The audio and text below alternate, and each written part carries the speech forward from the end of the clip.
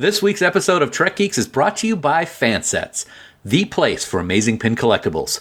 You know, they have close to 200 officially licensed Star Trek pins to choose from, with new pins coming out every month. See all the pins and collectibles they have to offer at fansets.com, and stay tuned for this week's special Trek Geeks discount code. Fansets. We are Star Trek. We are the Borg, and you are listening to the biggest little show this side of the Alpha Quadrant. It's the Trek Geeks podcast with Bill Smith and Dan Davidson. You will listen. Resistance is futile. You must comply.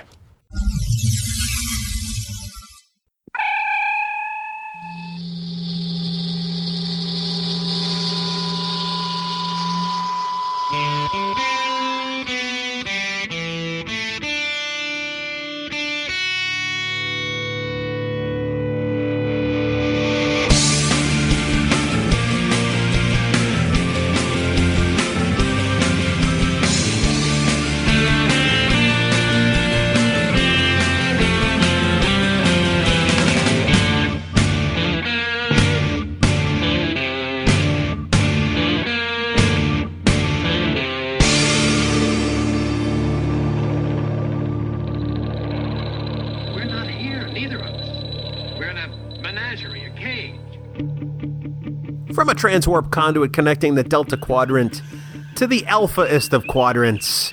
And oh, by the way, we're being chased by the Borg, so we better hurry it up. It's the biggest little show this side of the Alpha Quadrant and the flagship of the Trek Geeks Podcast Network. Greetings, one and all. Welcome to Trek Geeks. I'm your co-host, Bill Smith, and this is episode number 196. We are fast closing in on that magic 200th episode, and it's an honor and a privilege to be here with you every week. Thank you so much for downloading and listening to my co-host and I. Mm-hmm. Yeah. I encourage you later, after every episode we have an outtake, and I encourage you to listen to this week's because it will explain the introduction I'm about to provide to him. I could only hope that there was a shark in the world that had a journal and wanted to seek revenge on him for all the hell he's put me through. He's the very attackable Dan Davidson. And Dan, hey, buddy. Y'all know me. Know how I earn a living. I'll do this podcast for you, but it ain't going to be easy. Bad Bill. It's not like going down the pond chasing bluegills or Tommy. Okay, I digress. Hi, Bill. Is that from Jaws? That is from Jaws, which you have never seen, you horrible human being. But it's good to be here. I got a question for you. Transwarp conduits that we're traveling through and being chased by the Borg, are these the same ones that have stupid metal around them? Because that's just stupid. Stupid. Anyway, it's good to be here. 196. Hi. Well, tell me how you really feel on a variety of levels here. I'm just happy to be here with you because you are the sun in my sunshine. Or you're my shine and my sunshine. Sunshine? Shine? Wow. Help me, Spook. Exactly, yes. Wow. Help me, Spook. It's good to be here. We have a great time every week. We get together and talk about various Star Trek topics. And today we're going to focus in on you a little bit, which is kind of cool because you have joined a very elite club. And we are very happy to welcome you to this club as you have finished up your watch of Voyager and all 7 seasons. You are now a Star Trek completist. So that's what we're going to talk about today, buddy. Spotlight is being turned on you right now. Boom. Go. And I welcome it. Wow, you provided the segue there and took me to the next thought, and I wasn't ready. So I give up on hosting this show because you're just taking over at every level. It worked though, didn't it? No, it was terrible. I thought it was pretty smooth. It was pretty terrible. Okay. You're terrible. Your face is terrible. I see what you tried to do there. You tried to fill the dead air like a host. Cut it out. Sorry. No. I can't. Yeah, we are going to talk about the fact that I have finally achieved having watched every single Star Trek episode, and I'm very, very excited by it. You should be excited about it because it's pretty awesome. There's 700 plus hours of episodic Star Trek television, and you now have gone through all of them. It took you some time. You had to do a couple of restarts on Voyager, as we're going to discuss probably in our conversation today. But you got through it, and you have a better appreciation for it. And you know what? You're a better person for it. So thank you. Well, when you put it in terms like that, it makes it sound like I have no life. So thank you. I appreciate that. Your words, not mine. We're going to be joined by a great friend of ours this week, Dan, to talk about Star Trek Voyager and what it means to my fandom. And who's going to be joining us today, my friend? Well, we are very, very happy to welcome again to the show a very good friend of ours. We love spending time with him out in Vegas when we can, and he is a great human being. He is the host of the Trek Profiles podcast and not the Trek Files podcast. He is the one and only John Krikorian. It's always great to listen to his show. It is one of the best podcasts out there for Star Trek. He's got wonderful people on to discuss their fandom, and we're very excited to have him back on. So as a completist to another completist, Bill, we can now bring on a non-completist and talk about what he thinks of Voyager 2. I think it's going to be a great discussion. I look forward to it. The other thing I look forward to, Dan, is you telling the good people in our listening audience how they can tell us about their completionist ways. Well, absolutely. If you're looking to get in touch with us to tell us your completionist thoughts, you can head over to trekgeeks.com/contact, and you'll find a plethora of ways to communicate with your two favorite geeks. Let's see, there's Skype chat, there's email, there's even a voicemail via SpeakPipe, or you can call us on your old-fashioned rotary dial telephone, and maybe just head down the street, use that old-fashioned payphone, but bring a dime. Plus, there's the most positive Star Trek group on Facebook, Camp Kittimer. It's our official group, and it's where the Trek talk is always positive with no bashing or gatekeeping allowed. To join the group, head on over to facebook.com/groups/Camp Kittimer and be ready to be part of a truly wonderful social experience. As always, we want to thank our wonderful admins, Haley, Jackie, Sarah, and Dan, for the amazing job they do running the camp. But also, please remember that any comments or messages that lead us in any of these places may be used in a future episode, and that's American Express Guy. Do you mean Federal Express guy? Was it Federal Express or American Express? Yeah, it was Federal Express. Oh, American Express was Carl Malden. Oh, okay. Well, okay. I haven't seen either one of those commercials in a long time. So, well, that's because I think Carl Malden's dead. Boom.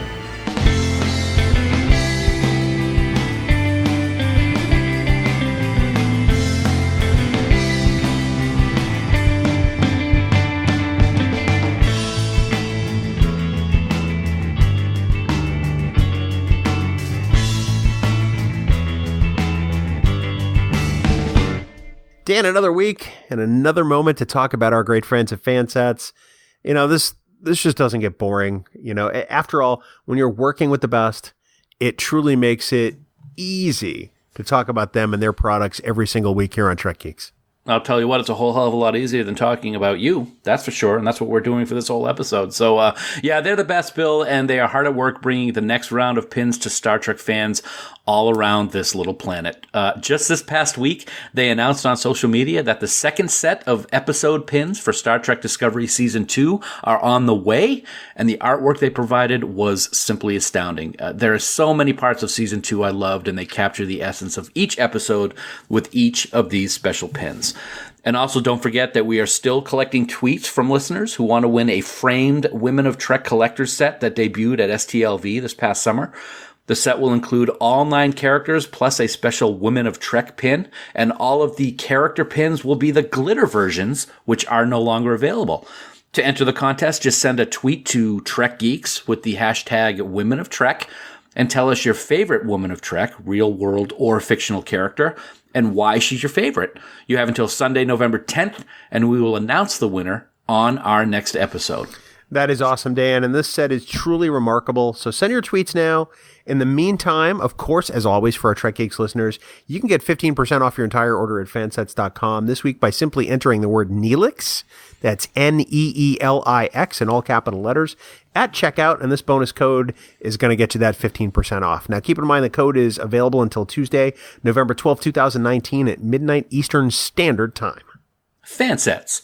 We are Star Trek, and we thank our friends at Fansets for sponsoring this week's episode. Well, Dan, we gather this week to discuss a milestone in my Trek fandom. Mm-hmm. I have reached the pinnacle that so many other Trekkies have reached, but it only took me about I don't know, 100 years to do it. And to talk about my completionist ways, we've brought on a very great friend of ours. A very great friend. First of all, congratulations, and we'll get more into that in just a minute, Mr. Completionist. I like that word. But yeah, we have a great friend joining us here today on Trek Geeks. We've both had the honor of being on his show, the Trek Profiles podcast. He is the one and only, well, actually, before I introduce him, he still thinks Loki was framed, and that's a very important part of his life. That's a fact. Welcome, one and all, Mr. John Krikorian to the Trek Geeks podcast. It is a pleasure to have you here, man. We love the fact that you're sitting here, and we're looking at your smiling face on our screens right now, and it just makes me happier because I don't have to look at just Bill. So welcome. Thanks for being here, pal. Hey, Dan, Bill, thanks for having me on. What a thrill. Even though it's 0 dark 30 here in Vegas, I am up, I am well caffeinated, and I am prepared to engage in this discussion with all of you, and excited to get into it, man. This is amazing because I'm completely surprised. Dan told me we were going to do Trek Files this week, and I was expecting Larry Nemeczek. Wow, really? That's never going to go. That's never going to go away, is it? Ever? Never. John, welcome back. We should say it is such a wonderful honor to have you grace Trek Geeks with your presence again. For those who may not have discovered Trek Profiles yet, why don't you tell us just a little bit about it? Because it truly is one of my favorite podcasts, and it is top of the queue every time it releases an episode. Hear, hear. Oh, you guys are very kind. So what I do is I do long-form interviews with delightful Star Trek nerds on their Star Trek fandom. So each episode is one guest, and we lay their fandom out on the table. We extract from them the truth of their Star Trek fandom, why they love it, and we talk about how they became a fan and why they love the show and what episodes are meaningful to them and what it's meant in their life. And so both Bill and Dan have been on the show at different times, of course. And so that's the show, and you can find it at Trek Profiles pretty much everywhere. Before we get into the conversation, John, I just wanted to say it was so exciting to see you on the name of the game show is escaping me right now. Let's make a deal. Let's make a deal. It was fantastic, but dude, you walked away empty-handed. I was so crushed. I know that risk is our business, but man, that was tough. But it must have been a blast to be on the show. It was an absolute blast. And, you know, the thing about game shows is you never walk away empty-handed, right? Because you got a story to tell, you have a great experience, and there's a consolation prize. So good. If you didn't know, what I walked away with was a Roku box. So they gave everyone got a Roku who attended, so that was nice. Everybody in the audience got that. A CBS All Access gift card. So that is my second year of CBS All Access that I have not paid for yet, because I got a gift card the first year and the second year. And also for even if you zonk out like I did on the show, you still got $100. So nice. I got some prizes, so I can't complain. And it was just a thrill to be called and to be up there. Although what's funny is if you look at the show and sort of look very carefully when they're calling my name, I still couldn't believe they picked me. And I'm looking at myself like, is he pointing at me? And Wayne Brady's looking at me like, yeah, you idiot.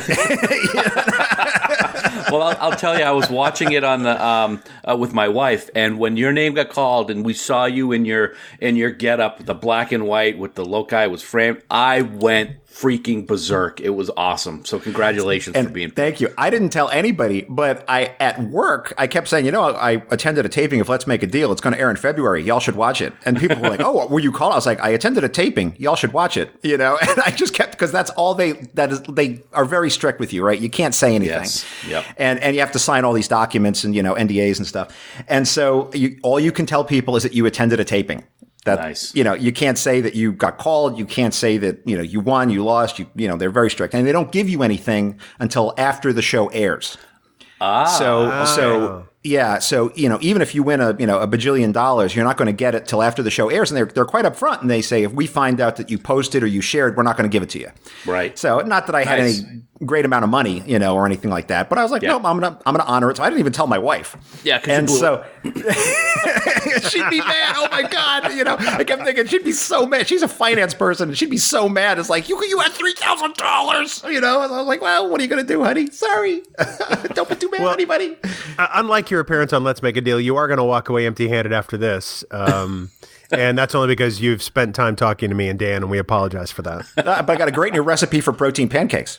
There you go. I hate you both so much. Right? Well, gentlemen, today we are going to discuss my having made it through Star Trek Voyager and some of the things that maybe makes Voyager so great, because I'm here to reveal that I did like Voyager a great deal.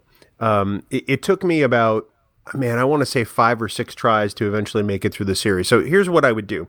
I would start to watch it, and I think I started to watch it again when it came out on DVD. I missed a lot of it in the first run because it was on UPN, and of course, UPN being what they are, it got preempted a lot in the local market due to things like local sports and, cooking shows and anything else that would occupy that time slot other than Star Trek. So I missed a huge chunk of the series and eventually just gave up. By the time season 5 or midway season 5 came around, I was like, yeah, no, I'm done with this show. It sucks. And every time I started to watch the show on DVD, I would do the same thing. I get to midway about season 5, kind of when it became the Doctor and 7 of 9 show in my own mind, and go, oh, this is just terrible. I can't do this. Well, because I wanted to get to Voyager's 25th anniversary and have seen all of it, to be able to not only talk about it somewhat coherently, but also to say that, you know what, I finished all of Star Trek. I started to watch it on Netflix probably about 6 months ago, sporadically. Usually on Saturday mornings when my wife would go off to the gym or whatever. And finally I hit that zone in midway season 5, and I said, you know what? I'm just going to power through. I'm going to watch nothing but Voyager on the weekends from sunup till sundown, and I'm going to make my way through this series headstrong. And by the time I got through with it, I found that it actually was a great Star Trek series. And I guess I was surprised by that. Dan, I know you watched a lot of Voyager first run. I know you've since watched it probably many times, both streaming and on H&I. And I'm pretty sure you liked it from the get-go, or did it take you a while to warm up to it as well? Well, something that I've always talked about on the podcast is the fact that I always appreciated what the actors brought to the show. I love the special effects. I really thought the ship was kind of cool, although the bridge is kind of dark and kind of clunky at times, I've thought. But I always had a problem, especially with the first season, in that the writers would have this great story. It had a lot of potential. It was getting right up to the climax of the story. And then it's like the writer's room was like, oh my God, we've only got 3 minutes to wrap this up. Let's just have something stupid happen and we'll end the episode. And that is extremely frustrating, especially as a fan of the franchise, to have great writing and then the episode end on such a bad note. And that seemed to happen all the time in season 1. And it really put a bad taste in my mouth for a little while. But as with a lot of the Trek series, the writing got better. There were those incidences of where it just concentrating on specific characters a little bit too much from time to time. But I'll tell you what, the H&I rewatch that I did with my wife a few years ago before we moved back to New Hampshire really gave me a new appreciation for the show. And it's one of my favorites now. It really is. It's my wife's favorite. It's my kids' favorite, both of them. So, we're a Voyager family now, guys. What about you, John? So I would actually say that I think season 1 of Voyager is very strong. There is a little bit of, too much Verteron particles through the deflector dish in the last 10 seconds of the episode to solve everything. I think you're right. But there is some of that in all of Voyager, I think, or early Voyager. But some of those episodes in season 1 are just really huge standouts. And ranking season 1's, and I'm going to put Enterprise to the side because I haven't watched it in so long, I don't feel competent to say how I feel about it. But thinking about all the other ones, I would rank it just below TOS for 4 seasons. Really? Yeah, I would too. Well, I'll tell you what, as we've done many times, Bill, I haven't watched season 1 itself in quite a long time, and that's certainly something that I'm willing to do to see if I have a better appreciation. As I think about it right now, not having watched season 1 in a while, all I can think of are the Kazon and how ridiculous they were. They're like the ghetto aliens of Star Trek, and it just always bothered me how they presented that race. And for some reason, season 1 always sticks in my head as the Kazon season, which I'm not a big fan of. So I'm willing to go rewatch it and see if I have a better appreciation for it. I think season 1 is very solid because I think the characters were probably better fleshed out than they were, say, in TNG. And the reason I make a lot of comparisons between Next Gen and Voyager, because it's really kind of hard to compare Deep Space Nine and Voyager. The two shows are just different thematically. You know, Voyager's closest cousin is probably Next Gen because the mission is similar. And go out there and meet new aliens and you know have the Alien of the Week show. Although the initial premise of them being stranded far away from home certainly is what changes the game. When you figure that most of the season 1 scripts, or not most, but a good chunk of them were cast-offs from TNG that just didn't make the cut. True. It makes it a much easier comparison for me. But I do think that it was easier to understand and to get to know the characters of Voyager necessarily in their first season than it ever was with Next Gen, because Next Gen's first season is just not very good. It's great television. I'll watch it. I enjoy it. But, you know, if I think about character access, at least mentally, getting to know them, I think about how the storylines treat those characters and how they gel with each other. A lot of that just doesn't happen. So I like Voyager's first season very much. John, I agree with you. I think it's second only to TOS in how solid it is. But I'm gonna take that and flip it to the other end of the season. I think Voyager has the best 7th season and far better than Next Gen ever did. I actually think that season 6 is my favorite, but I think season 7 is rock solid all around. John, you're you're just about to wrap up season 6, right? Yeah, that's right. And I want to say I did a giant Star Trek rewatch, and I started along with Mission Log back when they first came out in, what was that, 2012, I guess? 1972. So I stayed right along with them watching the episodes each week before Mission Log came out. So that was all through TOS and all through TNG. And my feeling in TNG season 7 was just I got very frustrated every single episode because it seemed like, oh, here's a very special family episode of season 7 where now this person has some long lost relative that shows up. Now that even Data has a long lost relative that shows up. And I was like, what is this? Everyone has a brother or a cousin or some weird thing that happens. And it just seemed like the whole thing had run out of steam in a lot of ways. And I think that as I was watching Voyager, which I had not seen a lot of, in fact, very little of.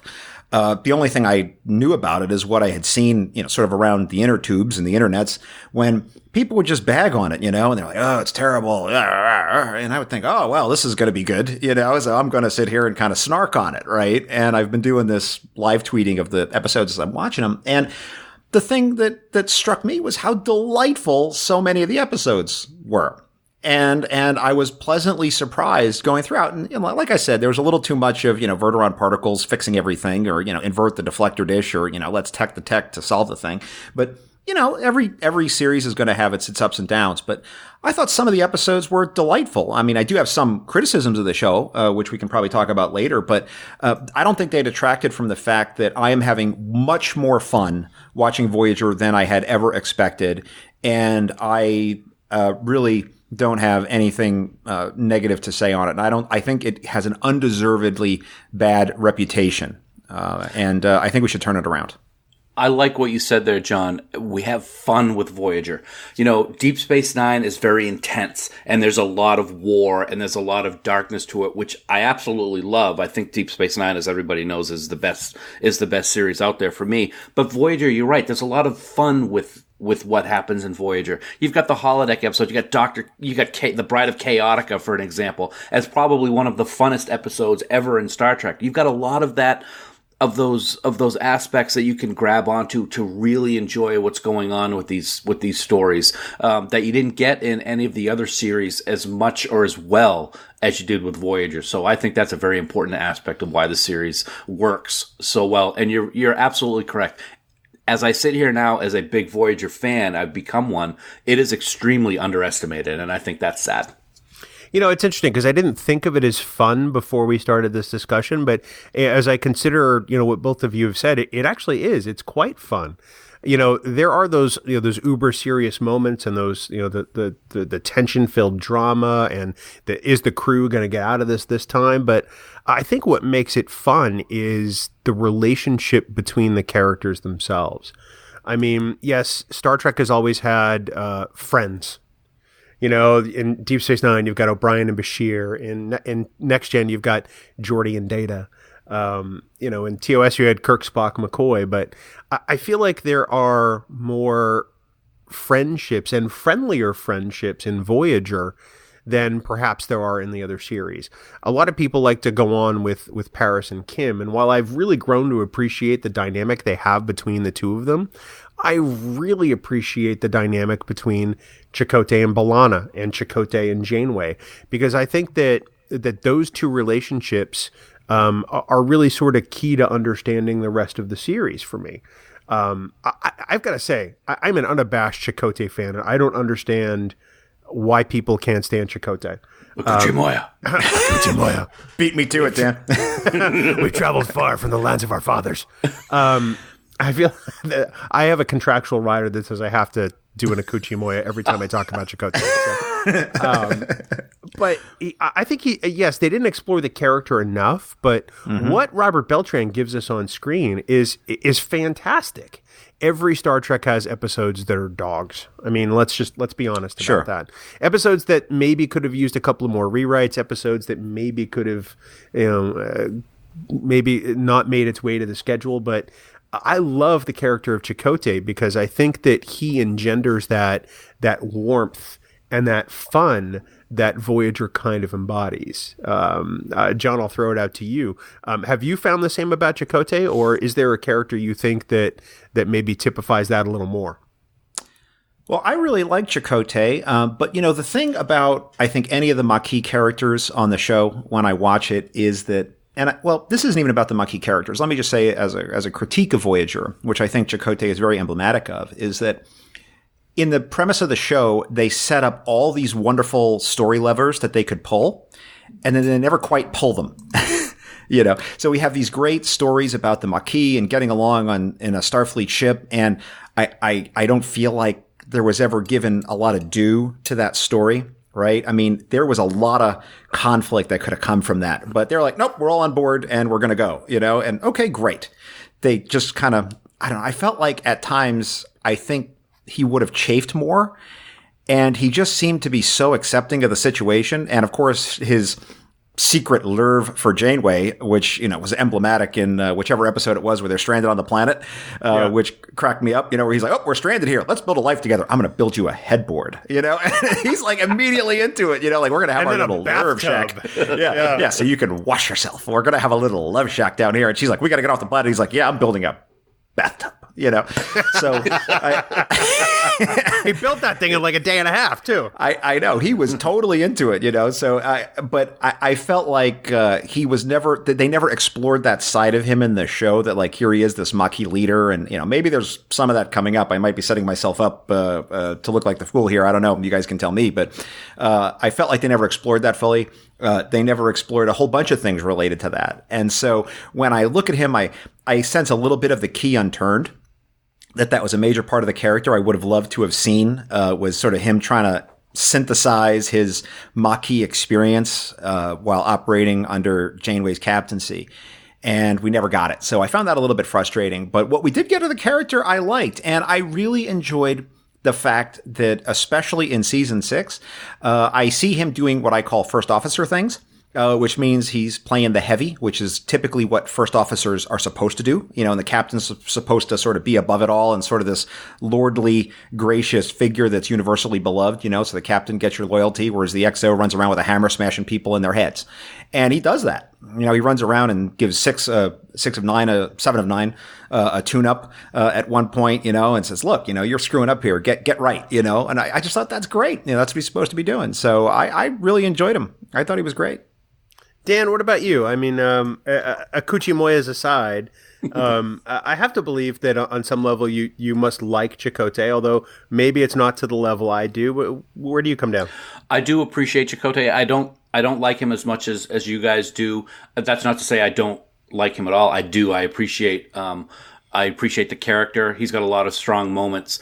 And I do like the relationship that he builds with Janeway. It's interesting to see someone who is a Maquis become the first officer and really get into the role and appreciate the responsibility and importance of keeping both sets of crews together throughout the entire journey home. And yes, they do kind of fall away with the whole Maquis aspect of it, which I thought was a little short-sighted because there could have been a lot of great conflict stories that came out of it, sort of like what you said, John. But I did appreciate the character and what he brought to the show. I know we joke about Akuchi Moya, and we joke about him and call him Marbles because sometimes the way he talks is a little frustrating and you can't really understand what he's saying sometimes, but I do appreciate it. But for me, I gotta say, one of the best friendships on the show that I always appreciated, and I think is drastically appreciated, is Tuvok and Neelix. I really think that friendship is a lot deeper and a lot more there than people actually think. A lot of people think, oh, it's just Neelix is being annoying and Tuvok can't stand him. I really don't think that, and I'm not going to give anything away, but John, you'll find out just how important Neelix is to Tuvok when the series wraps up. So yeah, that's one I've always liked. Now, a lot of people think Neelix was the cast-off joke character of the series, but he really did have a lot to contribute to the show. And I've always appreciated what Ethan brought to the role because it was such I don't want to say negative. There wasn't a negative connotation about the character, but it was never one of the most popular, at least from people that I've talked to. So before I dive in on Neelix real quick, I want to ask you guys a quick question before it escapes my gray matter. Do you think that they left some of those story levers unpulled and didn't introduce some of that conflict because Deep Space Nine had so much of it? Do you think that it could have been a conscious decision for them to go, you know what, we already have crew members that kind of butt heads on this show. We kind of need to do something different, so let's just have them get along. Do you think that may have played into the decision, or do you think it was just they left that stuff by the wayside, Dan? I like to look at it as they left it by the wayside. Since I've watched it, and I've also watched Lost, I kind of like the idea of maybe they left them out there on purpose to try to let people make their own judgment as to what might be going on with them. I don't think I've really ever thought about whether or not it was done purposefully because of what happened on Deep Space Nine. But if I think about it right now and had to make a decision, I would say no. I don't think they did it for that way. I think they did it as a way to let the watcher of the series decide for themselves what could have happened with some of these levers. John, what about you? Dan, I know you're a big Lost fan, so you'll have to pardon me for saying it is the most overrated show of the aughts. Without question, it is the most overrated show. Hi, we're going to frustrate all the viewers. We're going to annoy everyone endlessly, and we're going to call it art. And you're going to love the fact that we're not going to tell a proper story. And it made me want to fly to LA and punch the writers in the face. But I do think that it was intentional in Lost, right? Was to make a defective story, right? That was a feature. Absolutely. Yep. And it wasn't, I did not like that, right? So clearly. Whereas in Voyager, just seeing what I've seen of the writers, this is entirely speculative on my part. I don't have any writings or interviews to point to, but I just get the feeling that I think a lot of the shows, when they were back in the days of 90s Trek, when you had like the movies and the shows going on, I don't think they were sitting around looking what the other shows were doing in the writer's room. I just don't see that as something that, like, Brannon Braga or Ron Moore or, Renee Echevarria or any of the writers that we know from the show were just saying, well, what's Enterprise doing right now? Or what's Voyager doing? We should do the opposite. I just don't see them starting a pitch that way. It might have been something that Berman might have brought, because I think that was kind of his role as sort of the right. Overseer and thrall master of all Star Trek. But I think that the writers would not have done that. I don't think. Could be wrong, but I just don't feel it. I could see Berman doing that. I have a feeling that that's kind of how Deep Space Nine got its initial shape, partly from Piller, but partly from Berman probably wanting something that wasn't next gen. But no, I take all those points. I think that's fair. Going back to Neelix, I have to say that I had two least favorite characters back when I started watching Voyager in days gone by, and they were Neelix and Paris. I thought Paris was too smarmy. I thought that everything was just wry sarcasm, and I'd really had enough of that after about 2 seasons. And then Neelix, at the time, I found to be super annoying. And I'm going to say I've come around on Neelix. His tailorings aside, because I think that maybe he went to the Jake Sisko School of Design. I have to say Neelix is a delightful character, and I don't think the show is nearly the same without him. I think they needed that element. I think Neelix brings the humanity that the crew may not from time to time, because they are constantly on the defensive, being so far away from home and the only ship in Starfleet in that area of space. But Neelix is us on some level. And I think that's what I really grew to appreciate over time. With regard to his relationship with Tuvok, I have to say, Dan, you're 100% right. I didn't value that relationship or that eventual friendship as much as I did, and I see now what I missed. And that is just some great performances both from Ethan and Tim, but it's great writing for those two characters because they are the oddest of couples, but they really do work. I think one of my favorite scenes, and I'm not sure what season it's in, so you might not have seen it yet, John, so I am going to spoil it. It doesn't really give anything away. There's one episode where I forget what's going on, but Neelix is trying to get Tuvok to talk a little bit more and be more social, and he's literally taking his finger and putting it on Tuvok's face and trying to make him smile, and it's one of the funniest moments you'll ever see with Tuvok during the entire series. Well, if my memory serves, though, that is not actually something that happens in it's a fake story or something. It's happening in like Tuvok's mind, or something like that. I don't remember the exact parameters, but that really didn't quote unquote happen in the show. It's funny though. It is funny, but it's sort of like the friendship that Bill and I have. It's never really happened. Unexpected body blow. I'm clicking the stop button right now.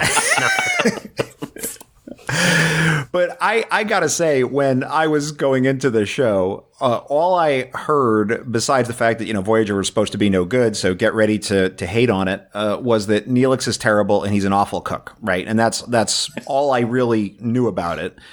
And I gotta say, Neelix is freaking awesome, okay? Mm-hmm. He is the guy on the ship when they ask him to do all kinds of things, and he's like right there. He's like, yep, I'll do my best, right? He's like, I need you to go do this military thing. Okay, I'll do my best. And off he goes, right? He's the one who goes to Janeway several times throughout the series, and he's like, Captain, I think the crew is really concerned about this, or the crew's not feeling good, and I think that here's something you could do to try to improve. He's taking the role of morale officer seriously. He provides sage advice to the captain. He demonstrates care and love for all these crew members on the ship, none of whom are from his species, right? He really jumps into the role. Even, and this is a minor point, people bag on his cooking. The guy does not have any control over what kind of route they pull up on the planet, so he's doing the best he can with whatever he's got available, and I don't actually think that it's his cooking skills. It's the fact that he just doesn't have a lot of ingredients, right? He doesn't have the things he's used to. He's just got whatever they have. For crying out loud, Janeway couldn't replicate a meatloaf. If Neelix was not on board that ship, those people would have starved to death in season 1. And wow, there you go. I'll die on that hill. How many times did... Go ahead. It's a replicator. It's a computer program. How do you screw up meatloaf? Right? How do you screw up meatloaf without a replicator? It was the dumbest thing. It was just the dumbest thing. And I'm watching the episode going, Captain doesn't know how to operate. You just say, give me a meatloaf. Could you imagine in TNG if Picard had gone to his replicator, tea Earl Grey hot, and he got like a big hot chocolate with like a Santa on top? I mean, what in the world would you think was happening? You wouldn't be taking it seriously. And that kind of bugged me in Voyager. So I think that Neelix was incredible. He's awesome. And I wish that every single person had a friend like Neelix, because the world would be much improved. You know what? That's exactly the feeling I was left with by the end of the series. I don't know if you know the eventual end of Neelix's character arc is. So I'm not going to get into that for you now. I don't want to spoil that, but it is thoroughly satisfying. I wish, I'm glad that Neelix found some peace. I feel like he was lost for a long time. It didn't feel like he belonged anywhere until he was on Voyager. But I think we did discover that the Delta Quadrant is sick with Leola root, and that's just wrong. Here's two things that I did not like about the character of Neelix. One of them is the character. One of them kind of isn't. Those sideburns, I want to rip them right out of his face. Oh my God, they drive me insane, especially when you get the view where they're really sticking out. They are so wrong on so many levels. The other thing is the quadrant is big. It's vastly unexplored. The Alpha Quadrant is not completely explored either. But Neelix seems to know everything about every area of the Delta of the Delta Quadrant that they go through. And to me, it's like, wait a minute. How, if he's been here, why is he not warning him ahead of time? It didn't seem to gel correctly for me that he knew so much about all this vast area of space when he was from one little small part himself, and their race, if I remember correctly, the Talaxians didn't really expand a whole lot. So even though he was a traitor and he was out there doing things in his ship, it just didn't fit correctly with me. Am I wrong in that? I would challenge you on that, Dan, in this way. I don't think that that's a criticism of Neelix. I think that that's a criticism of Voyager, because the number one thing I would put on Voyager as a critique of the show is that they failed to take their own premise seriously lots of times, right? I mean, how many, there's that super cut of like watching the Voyager fire photon torpedoes, and it begins with Janeway saying, we only have 100 photon torpedoes, and they launch like 380 of them across the series, and they never address where they came from. Same thing with shuttlecraft. And then they do things like, in the middle of the episode or in the middle of the series, they decide to spend 3 days exploring a star, which is a very Star Trek thing to do. But wouldn't you think that the crew would be like, no, we should be hightailing it for the Alpha Quadrant at warp 7 at all times? I get that we're exploring, but that should be incidental to getting home, as opposed to, hey, let's do a detour here, a detour there, and we'll turn this 70-year trip into 150 years. Everybody on board? And so when they do things like that, it's a critique, I think, of the show, that they didn't really take the premise seriously, and I wish they had done so more so than they did. Okay, that's a very good way to explain it. So I can knock that off the Neelix critique, but I'm still putting those sideburns right up there. Here's probably an example that's very fresh in my mind of this, because I just saw this episode the other day. It's the one, and I don't remember the Voyager episode titles. I'm sorry, but it's the one where there's this woman who shows up, and she has sort of a lizard-like appearance, and she claims to be a long lost member of Voyager's crew. Oh yeah, Lindsay Ballard. Yeah. Yeah, I mean, it was a fantastic episode, and I really gave it really strong marks. But there's a major logic problem that, she was supposed to have been lost 6 months ago, and then she catches up to Voyager. Under the premise of the show, how would that even work? I mean, the Voyager would be long gone. If I dropped you off at some random spot, 6 months later, given the vastness of the galaxy and the speeds that they're traveling at, just the logic of it makes no sense. And not that it's something to get hung up on for the episode, but I think it's illustrative of the idea that they don't take the premise of the show seriously. And they just sort of poo-poo all the mechanics of things, which, sometimes gets me to seize up a little bit, sometimes less so. But I do note these things when they happen for sure. That episode in particular, which I think is Ashes to Ashes. Yes, I think you're right. I could be wrong about that, but I get newbie privileges for a while with Voyager to screw up episode titles. It ends today. I think that, although I love that episode, I think you're right about that, John. I think it would have been a little more impactful if maybe they had introduced that character and had the character on board for a while, and then all of a sudden that character meets their end, and then maybe 2 weeks later, she's back as this other thing. Because I just love the interaction between Harry Kim and Lindsay Ballard. I thought that was really something they could build. I thought it would have been great for Garrett to go through in playing Harry Kim. I thought it would have been great for the Lindsay Ballard character, but they sort of, we need to create a person that Harry has a connection with. Oh, and they return after being dead for 6 months. All right, let's do that. And you're right. I think that if they had taken even the premise of the series a little more seriously in breaking that story, I think it could have been even better than it was. And it was pretty good. Well, I think that's an example of why when Ron Moore went to do Battlestar Galactica, he took it very seriously, because the apocryphal story I hear, and I do believe he's talked about this, is that when he first started on Voyager, he wanted to be very serious about it. And he's like, all right, I'm going to get on the whiteboard and we're going to write down how many shuttles, how many people, how many photon torpedoes, and we need to be keeping track of all this, guys. And I believe Brandon Braga was like, yeah, we ain't doing any of that, just forget all that. And he's like, but this is the premise of the show. And so when he did Battlestar, he's like, you know what? We're going to put up a whiteboard with a number of people in the fleet. And like, and I think that was all a direct, reaction to his experience on Voyager, where in spite of his insistence to keep track of this stuff, they wouldn't let him do it. I remember when I heard Ron Moore was coming on board the Voyager staff, I was so psyched back in the day, because at the time, Ron Moore was my favorite DS9 writer. I attended so many of those AOL chats that he did, to have fans just pose Deep Space Nine questions and Next Gen. And he was just so in tune with fandom, because he himself was a super fan. So, he comes on, he does a couple of episodes, one of which I think was Barge of the Dead, or at least a very Klingon heavy episode if it wasn't that one. And I'm like, yeah. And then all of a sudden I find out, yeah, he's gone from the show. I'm like, what? Huh? But I think that was a really missed opportunity. I think you're right. Yeah. So it's funny. This is, now that you're a completist, Bill, and John, you're almost a completist. It's kind of talked into a Voyager only conversation here, which is good. I mean, I like it. Yeah. We're prepping for Voyager 25, and I do want to talk about some other things. I'm going to throw a question to you in a minute, Bill. Yeah. That is not specifically Voyager related, but I will say, staying on topic of Voyager, one of my biggest criticisms of Voyager is how they handled the Borg. I've said it many times. They turned what was easily the most terrifying alien enemy species on TOS and in Star Trek history, and completely turned them into a has-been by the time the series wrapped up. It really was disappointing to me what they did with a lot of the story arcs about the Borg, and it does kind of take a little bit of the shine off of the series for me, a little bit. John, what do you think? Do you think that what you've seen so far, do you agree with that, or do you have a different take on it?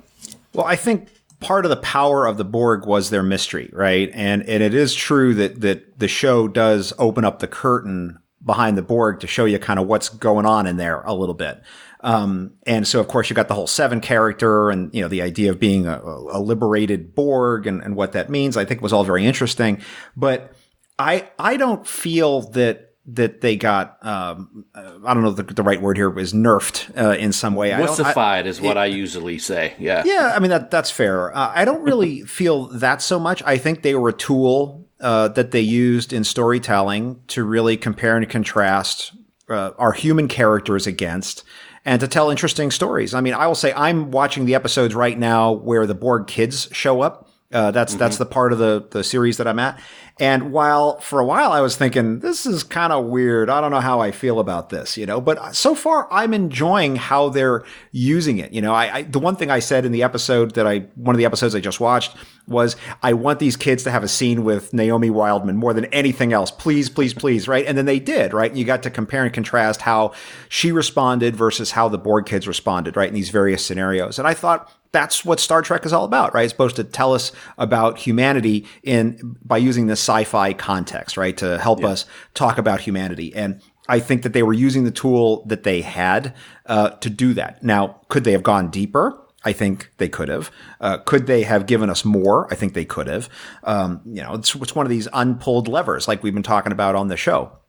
But they did use them in sort of a lighter way to really just compare against our characters. And I didn't mind it too much. I mean, I think that there were some races that I don't think we ever really got an understanding of. Like, we were talking before, it might have been before we actually started recording about the Kazon and how they were just sort of these mustache twirling bad guys, right? We don't understand sort of why their society is that way and sort of what they're all about. We never got that. They're just the bad guys and they have these wacky mages and what goes on with them, and we don't really understand it. And they're just sort of these, paper tigers, right? And whereas the Borg got, I think, a better treatment. So, if you want to point to some bad guys that didn't get the full Lerv treatment, I think there's some other ones that we could talk about.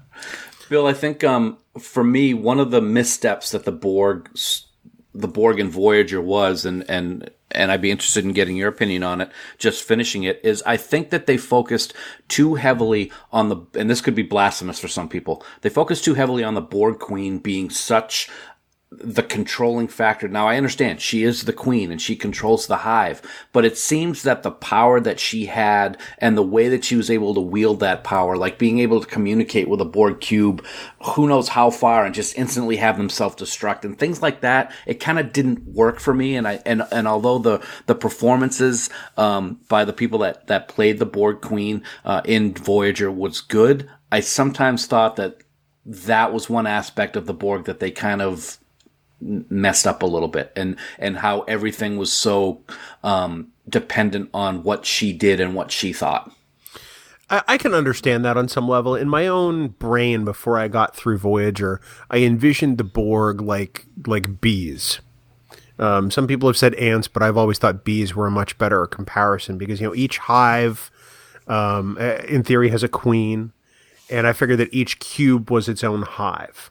The drones are the worker bees, and the queen is the queen. And, when we got to Voyager and you got deep into the series and you found out the Borg Queen could communicate with all of these other hives, using air quotes, it struck me as kind of a little odd. And then I said, well, okay, if the Borg are one, and each cube is essentially one giant subspace antenna, if you will, to talk to the other Borg, which I think is feasible.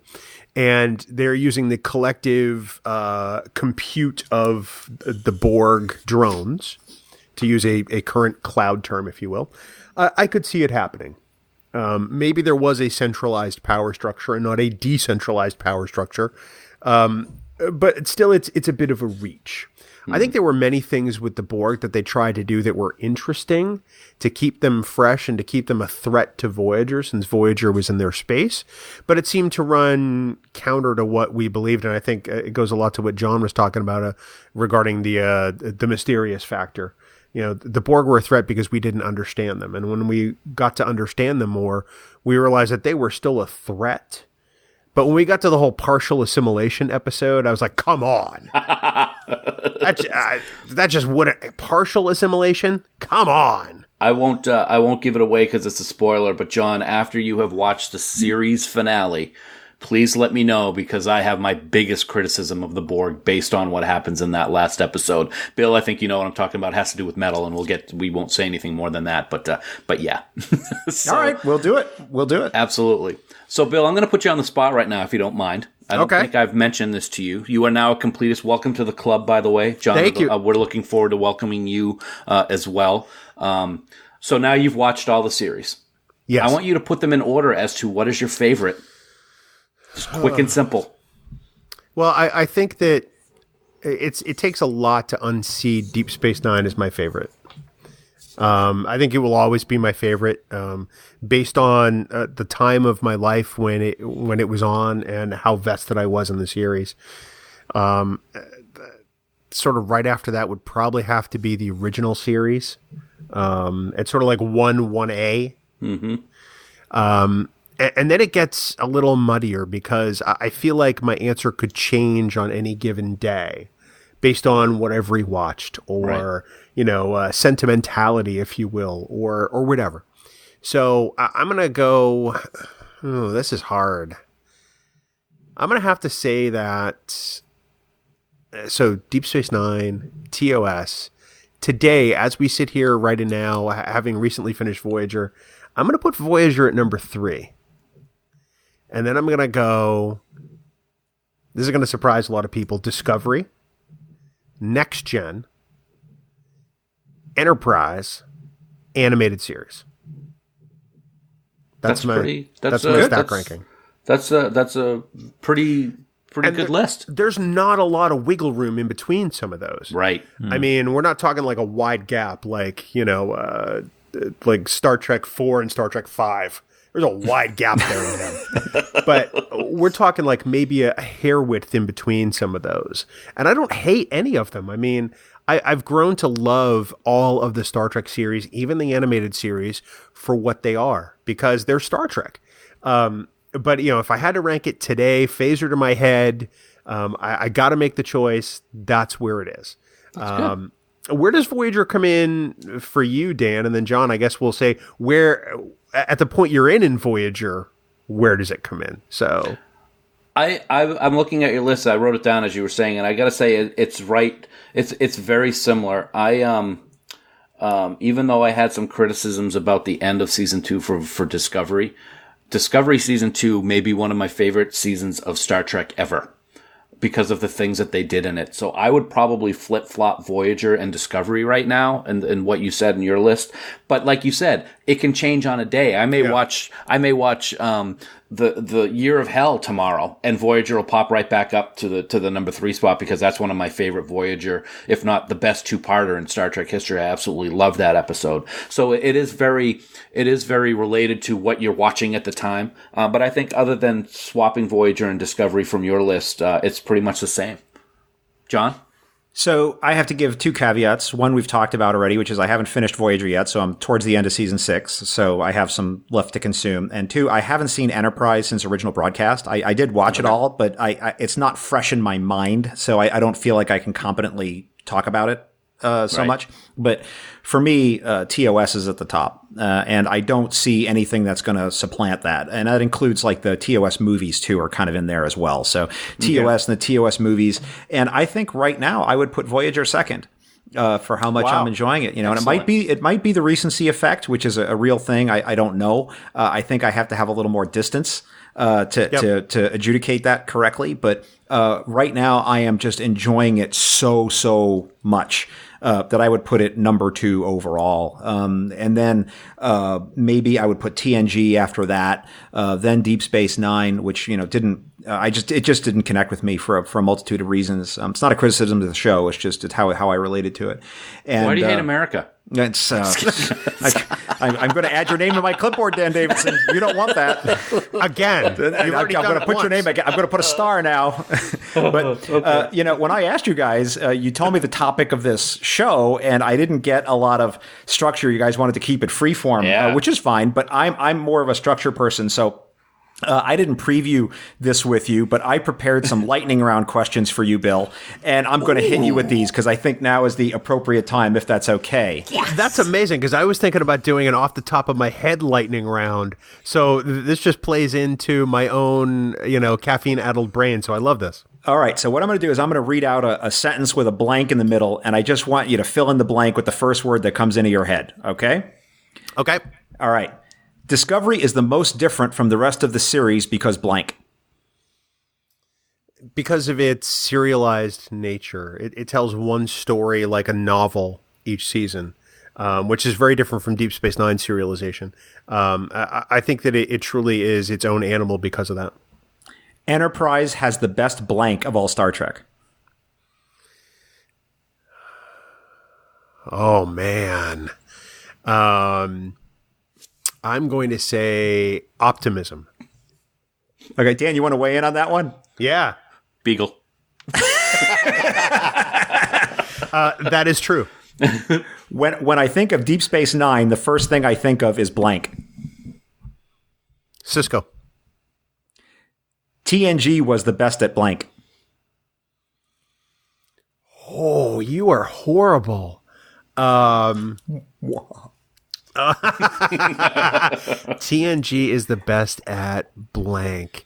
Wow, I don't even know where to begin.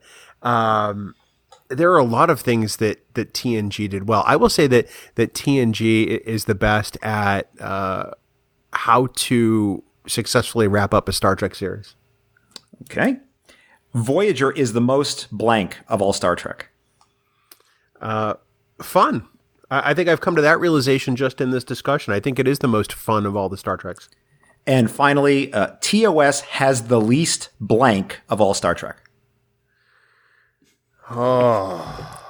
Dan has his hand raised. Dan wants to weigh in on that one. I know. TOS has the least canon violations. No, that's not really my answer. That's not really my answer. I will say TOS has the least character development of all the Star Trek series. Their characters, being a truly episodic series, yes, there's character development, but there are not the arced kind of journeys that we see in later Star Treks. Dan? Something that I hate, TOS has the least political correctness of the Star Trek series. Okay. It's fair. I would have said, and this may sound like a criticism, but it's not, sci-fi spectacle.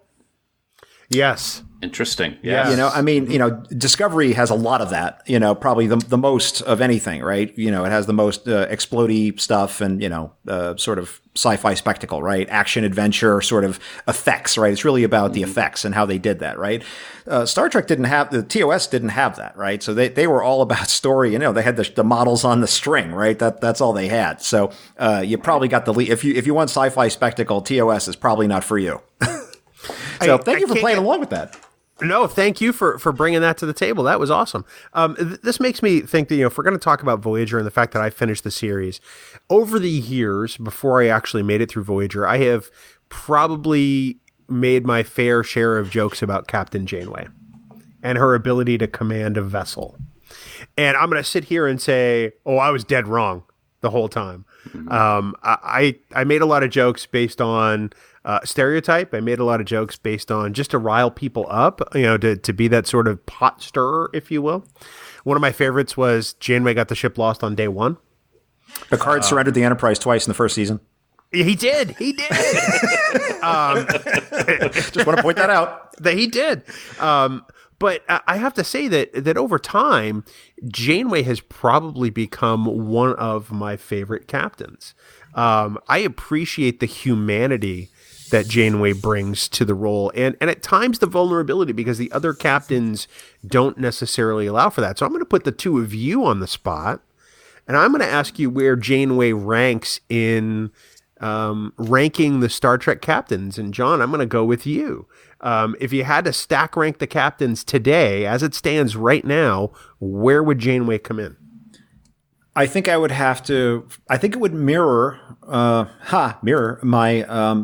series ranking. I think I would put Janeway second only to Captain Kirk in a lot of ways. And I will say though that I think that she has certain skills and abilities that really make her stand out. As someone who in my professional life I do organizational development, I do HR, I do leadership development and personal development and professional development at a firm. And so, basically corporate training, right? And right. When I look at Janeway, she is probably the leader in Star Trek that we see with the most amount of emotional intelligence. She is really concerned about the crew, about how the crew is feeling, about each and every member of her crew and how they're functioning in a way that I don't think any of the other captains demonstrated. It's not to say they didn't care about those things, but she actually demonstrates it many times. And, Neelix will come to her and say something like, this person is not having a good day. And she's like, what can we do about this? Right. And really focuses on it. Whereas I don't see like some of the other captains, having a discussion like that. And I see some of them outright dismissing that. So I think that she has a real set of leadership qualities which were very special. And I think were particularly suited to the environment that she ends up in, where she really has to be concerned about how people are feeling and how they're functioning on the ship, because this is the life we've got. It's not like you're going to transfer any of these people and get a replacement, right? So you have to make it work with what you've got. And I don't see some of the other captains being able to operate successfully in that way. I mean, we just saw, as we sit here and record this, we just saw the latest short trek, right? Without giving anything away, one of the things that happened is this new captain says to one of the people, "You're a troublemaker. You're outie. I'm going to get somebody to replace you," and just decides to do that, right? That's something that is not available to Janeway. And so she really has, just like Neelix has to make dinner with Leola Root and whatever else is at hand, she's got to really accomplish this really huge mission just with what she has at hand. And I think that she was well suited to that. And I think that she's a role model for that. And I admire her. Excellent. Dan, what about you? If you had to think about Janeway's place in the pantheon of Star Trek captains, where does she fall? Well, it's kind of hard for me to give a definitive answer to that. And I think part of the reason is with the nostalgia and the looking forward so much to the new Picard series that I'm putting Picard probably at the top right now. He was the most diplomatic. He was the most suave, I think. And what Sir Patrick Stewart brings to the role is just amazing. But I'll put Janeway, and that can flip flop actually as the top. A lot of people would probably think I choose Sisko as the top, and I really don't, because he's either whispering or yelling at you. And he was only a captain for a few seasons of the show, so it's a little difficult to put him up there, but he was awesome. But Janeway, she had so many things that she had to deal with. First of all, she had to deal with the guilt of stranding them there. She made that decision to strand the crew after destroying the caretaker array.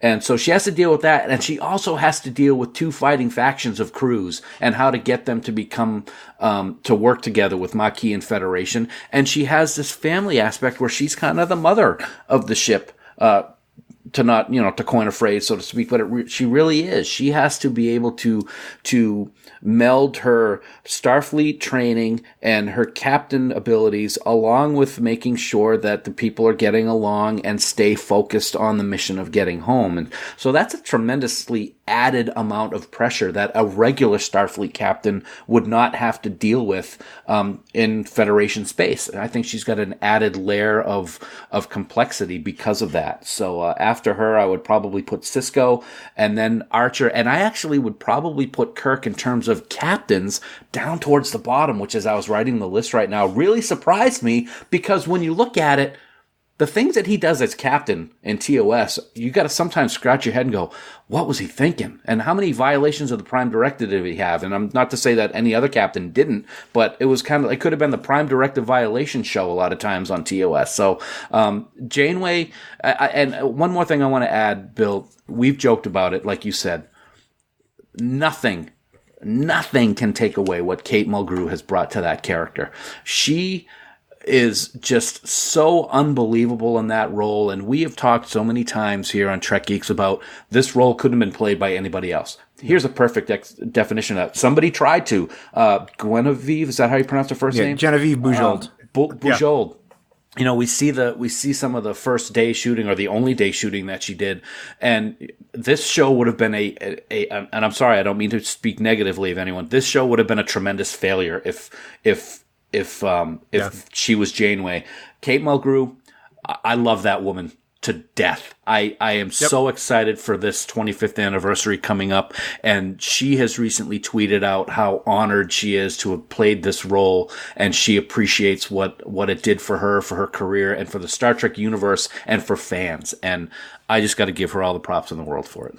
I totally agree with that, Dan. I just want to echo that to say that Kate Mulgrew was just spectacular, and I have nothing but respect for the woman. But you did mention one thing that, as an aside, and I want to address it, and this might be the right time, even though it's not the main topic, though, which is, I often saw in Deep Space Nine, people would criticize the show because Sisko was only a commander and not a captain, as if that was some kind of issue. And I just want to say that in reality, like in military structures, and this isn't the American military, this is all sort of quasi-military organizations, being in command is what gives you the authority. There are plenty of people who are commanding ships right now who are not at the rank of captain. Because he's in command of the station, that's what gives him his authority. The number of pips on his collar is not relevant. And I know people feel like that's an issue, but there's a meta reason too, that the character was written to be played by a much younger actor who was much earlier in his career, and they cast against that. And, they're like, oh, Avery Brooks is so fantastic. They put him in the role, even though he was older than I think the character was supposed to be. Cause the idea he was supposed to be like an up and coming younger officer. Right. Go ahead. I was going to say, and totally, I say that tongue in cheek. I didn't care that he was not captain until later in the seasons. It was more important to me when he shaved his head than when he became captain. And I mean that 100%. So yeah, I totally understand where you're coming from with that. Yeah, when he got to go full on Hawk, that was really the turning point. So I got a question for you, Bill, which is, what did you learn about Star Trek from Voyager? Wow, look at you! You're bringing the heat today, man. Deep cut. That's up and inside. That's on the strike zone. Wow. It's kind of funny because it's brought home for me something that that I'd heard before, so back when Star Trek: The Experience used to be in Las Vegas at the Hilton, they had the two rides. They had the Klingon Encounter and the Borg Invasion 4D. And part of that ride is the Borg Invasion 4D. It was a Voyager theme ride, and you got to go on this shuttle with the 3D glasses, and it had the seats that poked you and blew mist in your face. And at the end, there's a narration from Captain Janeway, and it concluded with 4 words, which was "Resistance is never futile." And I think that's what it's taught me. For as much as we think that, we are insignificant and small, and this goes back to kind of like the message of Mirror, Mirror, and, that one person can start a revolution. Resistance truly is never futile. If it's something you believe in, if it's something that is who you are, then that in itself is worth advocating for and worth fighting for. I think that's what it's taught me. Wonderful. Wow, see, that's pretty deep. Ooh, I had to prepare. I made a list of questions. I had to. Oh my God. That's how I am. Well, I'm sorry, guys. If you don't direct me, I'm going to make up my own stuff. That's kind of what I do. Think that's fantastic. Here, we figured we'd go a little coffee clatch and we get to Nightline over here. This is fantastic. I have to say, so for the longest time, James T. Kirk was my boyhood hero. And for the longest time, he was the captain for me. And I have to say that in taking time to think about the captains and my own Star Trek fandom, I have to say that it's probably been a long time since Kirk has been my captain.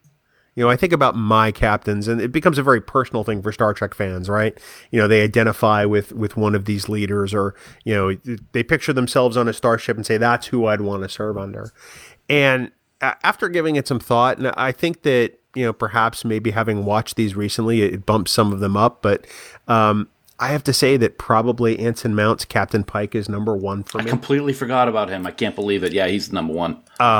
Because I think he embodies what they wanted to embody with Kirk in a modern mindset. Number 2, I have to say, is probably Catherine Janeway. And she's right there, like hair width, right after Pike, because of that optimism, because resistance is never futile, because she brings a humanity and, like you said, John, sort of an emotional awareness that the other captains just didn't do or have at the time.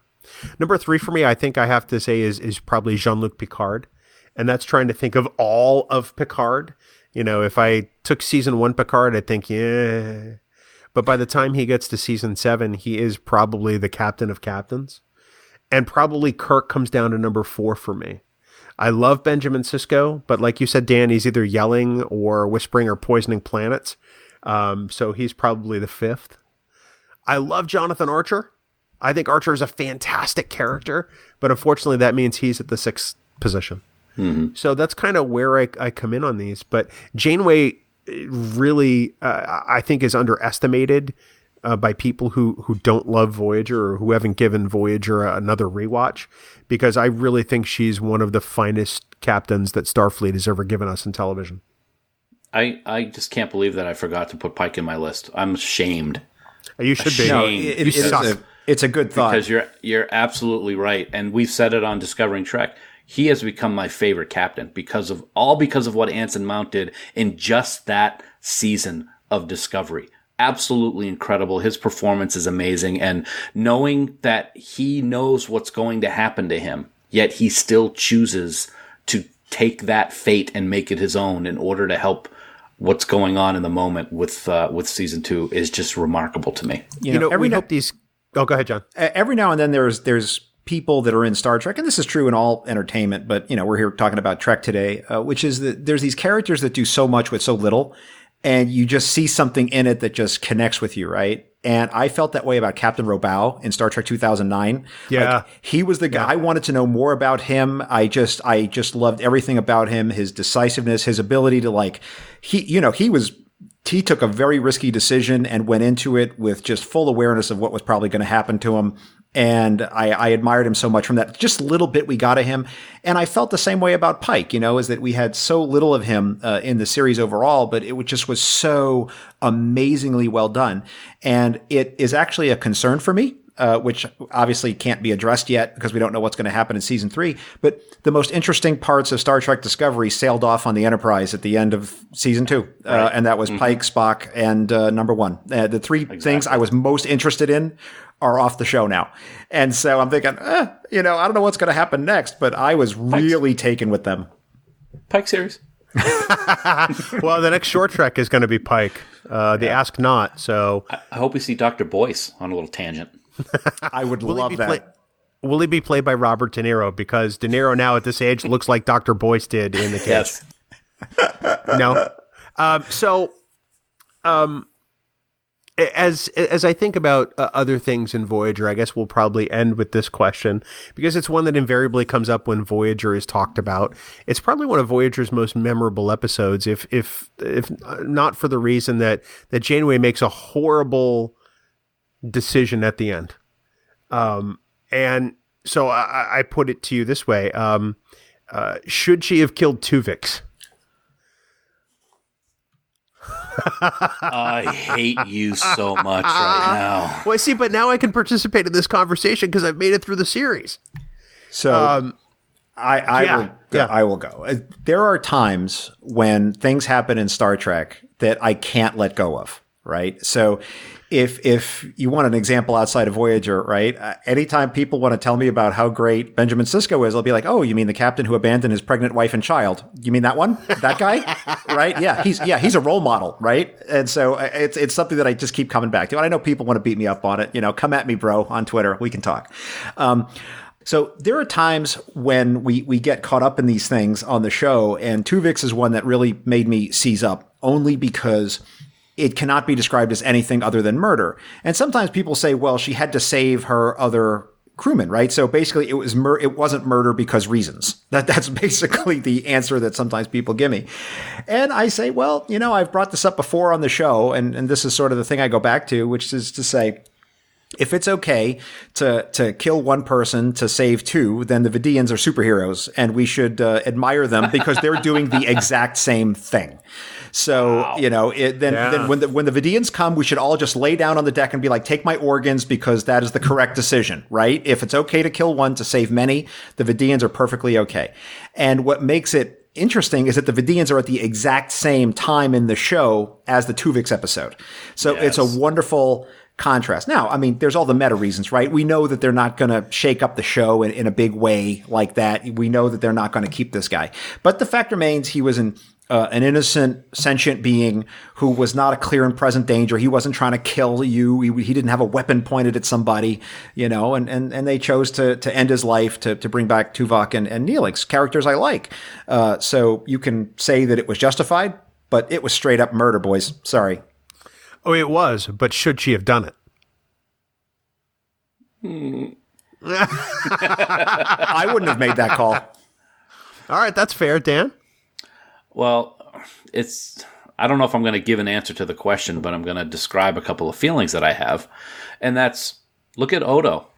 Odo wiped out an entire colony on a planet because he loved Kira. Wiped him from, didn't just kill him, wiped him from ever existing. And so it's quite a dilemma. And Janeway is faced with the same thing. I agree with you, John, but at the same time, if I was in that position, would I have done the same thing? Because I wanted, selfishly, I want the people back that ceased to exist because of this transporter problem, or however that you want to define how it occurred. That's why I'm glad I'm not a captain and could never be captain of a Starfleet vessel, because I don't want to make that decision, and I don't know if I could. So did Janeway make the right decision? Should she have done it? I don't know. Okay, no, that's fair. Hey, I don't know. That's as viable an answer as yes or no. I mean, I can accept that.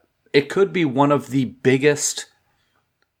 Should this person have questions in the entire 53-year history of the franchise? one of the most controversial moments, possibly, of the entire franchise. It's a tough one. It's now I'm depressed. I thought it was just great in the episode. One thing, which is I thought it was just great in the episode that the EMH stands up for his ethics, right? He stands up for his Hippocratic oath. He's like, I am not doing this, right? So I'm outie, right? Which was correct as far as I can see. Right. I mean, he's a glorified computer program. I mean, that's the other beauty of this is that, he's got this ethical subroutine, and although he's grown as an individual, he's like, nope, this is wrong. I can't do this. And he's perfectly right to do it. I agree with everything the two of you just said. Yes, it's murder. Yes, I mean, it's a plot contrivance, and we had to get the two characters back. But I'm going to go out there and say, oh, yeah, she should have done it 10 times and maybe an 11th time on Sunday. Because I think that she needed separately Tuvok and Neelix because of what they meant to her in those relationships. Does it justify it? Does it make it right? Oh, no, it doesn't make it right. But if I'm Catherine Janeway and I'm in that position, I'm doing the same thing.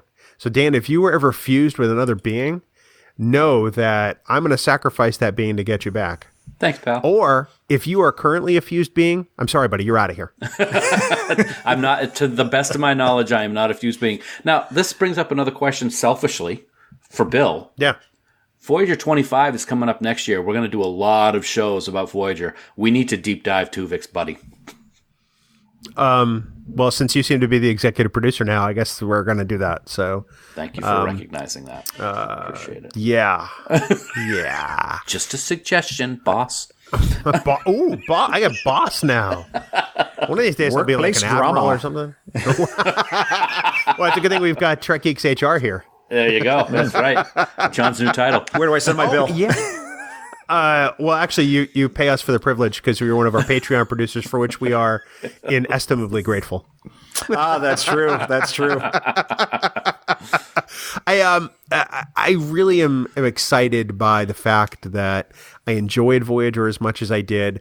I go on the record in saying that I was wrong about a great many things with regard to Star Trek Voyager. Not only do I love the series, I love Captain Janeway. I think she's one of the best captains that we've ever seen in Star Trek. And I know that's going to rub some people the wrong way, but I get it. I was there once. I think that streaming this series actually helped me develop a new appreciation for it. Back when I was on Trek Profiles, John, we talked about the way people consume and whether or not streaming has changed that perception. I guess in hindsight now, I can say, yeah, I actually think it has, because I think I was able to form more of a bond and a relationship with this series by consuming it that way than I was previously any other way. Certainly when it was in first run, because it was just so hit or miss on the schedule. So I think that, if there's a Star Trek series out there that people either haven't finished watching or just haven't been able to get through, if it's me, I think you should give it another try, because I think you'd be surprised at what you may learn, not only about that Star Trek, but maybe about your fandom in the process. So that's kind of my soapbox moment on Voyager. Gentlemen, I thank you both for your support in this in these times in which Voyager has brought me to completion. Oh, wait, I probably shouldn't say that. That gives me a pain right here. I have a pain right here. You're the one who said I should go with that line. So, the regrets are deep. I know the first cut is the deepest.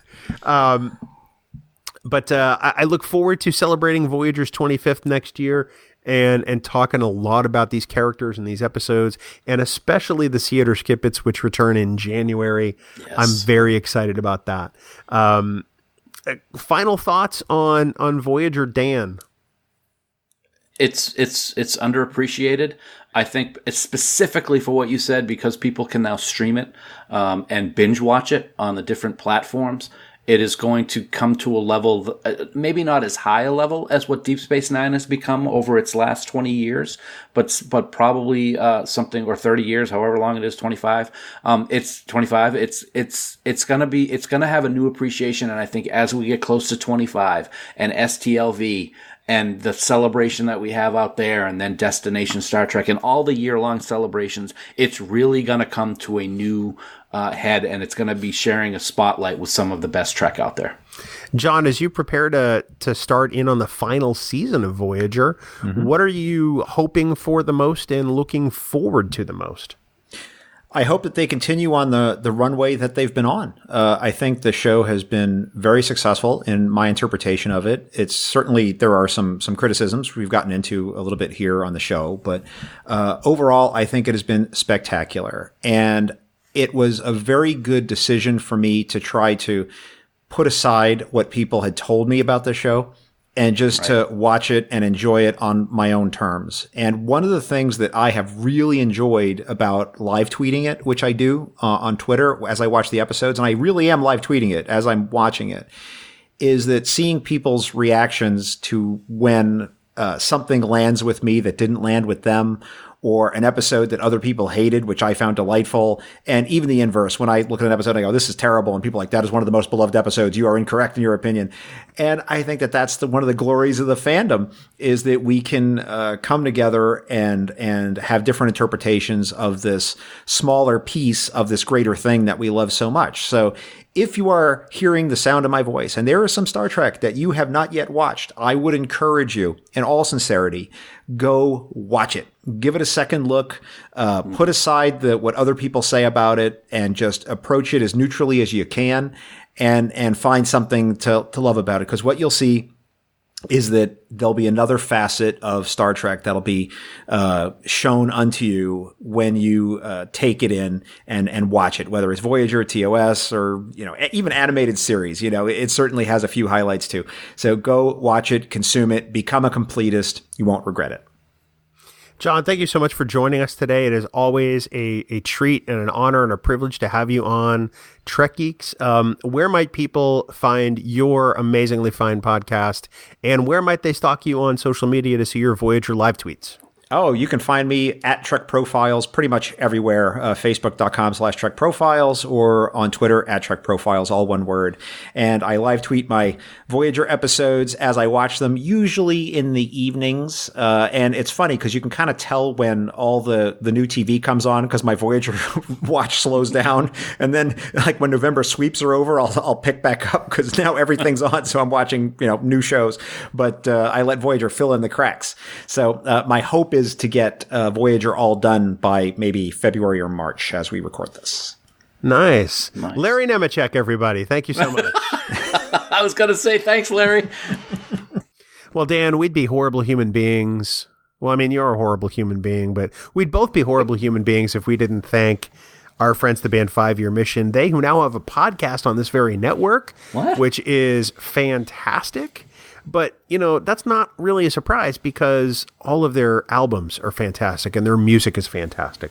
So we want everyone to head on out to 5yearmission.net, get a copy of each of their CDs, get them mailed to your wonderful home, put them on, and become huge fans of 5 Year Mission just like we are. They're every bit of music you hear on Trek Geeks, and we guarantee you're going to become a huge fan of theirs.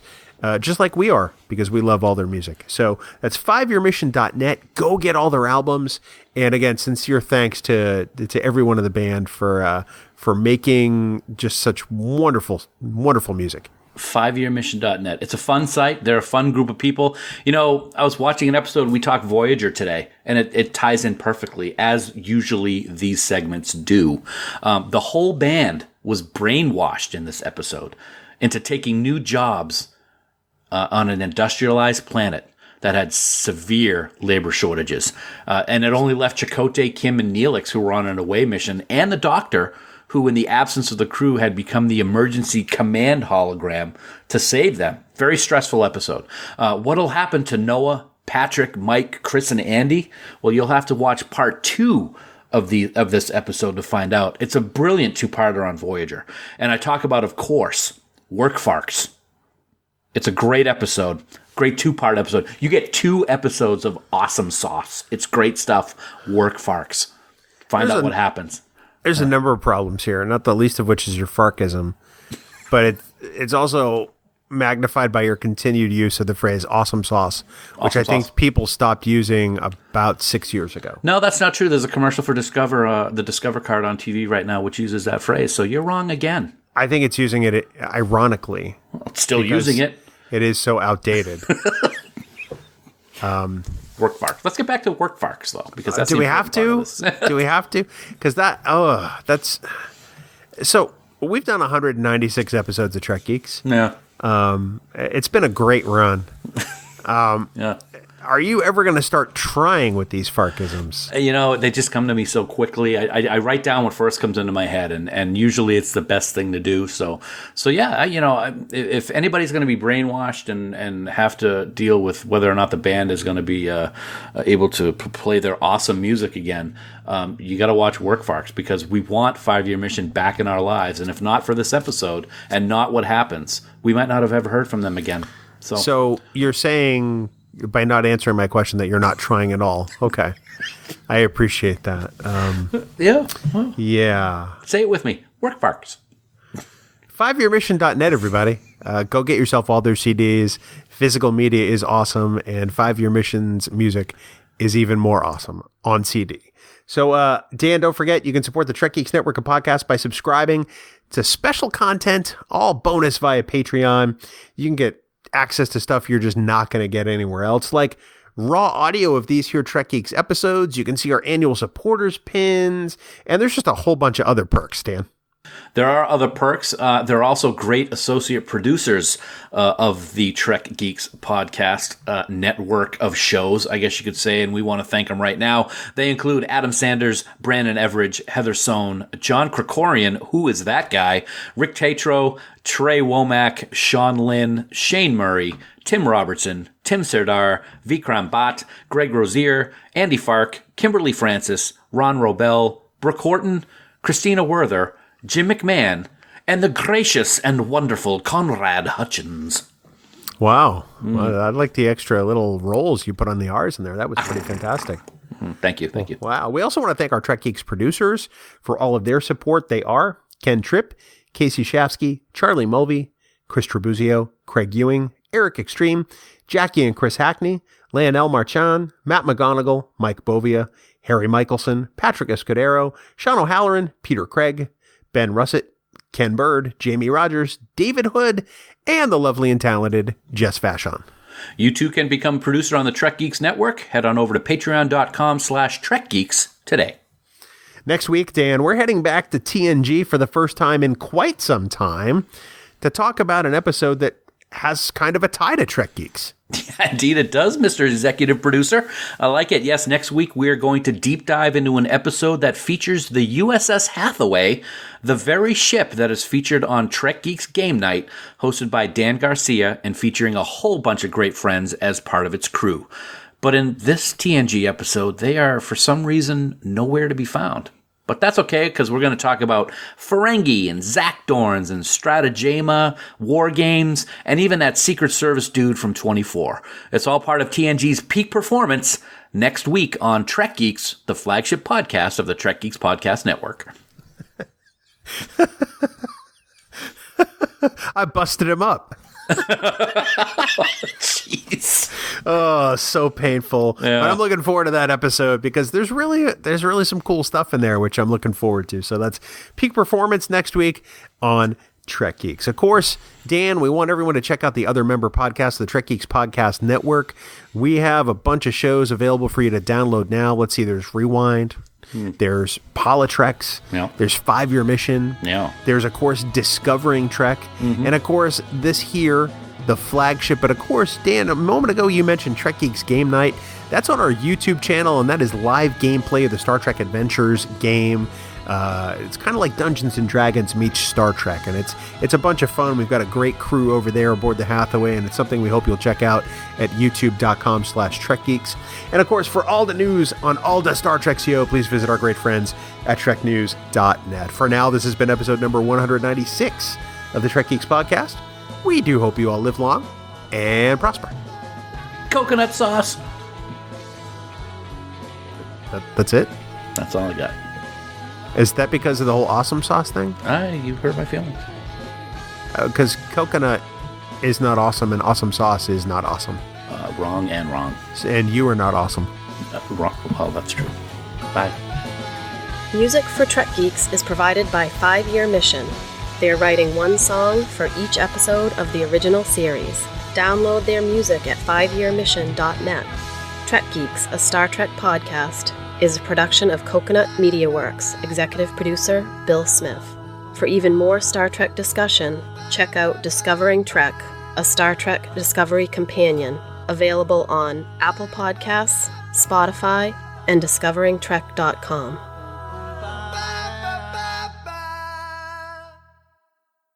Bing bong, Dan. Bing bong, Bill. Welcome to the podcast, Dan.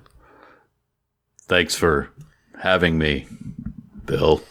You sound very bassy today, Dan. Well, I'm all about that bass. No treble, Bill. That doesn't really fit what we're doing today, Dan. What would you like? Never mind. I'm not even going to touch that one. How you doing? Good, buddy. How are you? I'm good. It's a little chilly out this morning, huh? It is a little chilly, but at least it's sunny for a change. We haven't had that this week. What towns in the United States besides our stupid town would cancel Trick or Treat several days ahead of it because of the possibility of bad weather, and then it turns out to be 70 degrees and nice? Well, actually, it was super windy and it's still nice. No, it wasn't raining. It wasn't raining Thursday night at all. I had rain here. Well, I'm 5 minutes away, and it didn't rain here. Yeah. No, we had on and off showers. One time, Abby and I were out in it, and actually, it started to rain again. So, don't the black clouds always follow you anyway? Yes, they're usually named Dan Davidson. That was funny. You're funny. It's only funny because it's true, Dan. You've been watching Saturday Night Live Christmas episodes?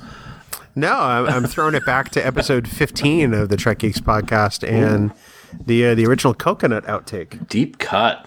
Wow, that's fantastic. Your face is a deep cut. Oh, there's another one. I actually didn't have coconut coffee today, though, so thank God. Ugh. I had that maple pecan that you got me. I actually enjoy it. I didn't get you any maple pecan. Well, you had some that your household didn't want to use anymore, so you provided them to me. All right, so my wife bought maple pecan, and said, "This is disgusting. Dan will like it." Yeah, well, that's nice. Wow, why does your wife have to be so mean? Well, maybe she didn't say it in those words. I embellish a little. Yeah, a little. But I said, "I'll give it to Dan. He likes coffee." Wow, really? Unbelievable. Why do I even deal with you? And now I also have friends, I guess, too. Then, huh? Right, Bill? Yeah, bleep that one out too, MFer. I'm texting the time indexes to you because I can't write them down. So when you get 2 time entries, you'll know what they are. Okay. That's funny. That's actually quite funny. Yeah. It's I'm looking forward to this conversation, man. It's going to be fun.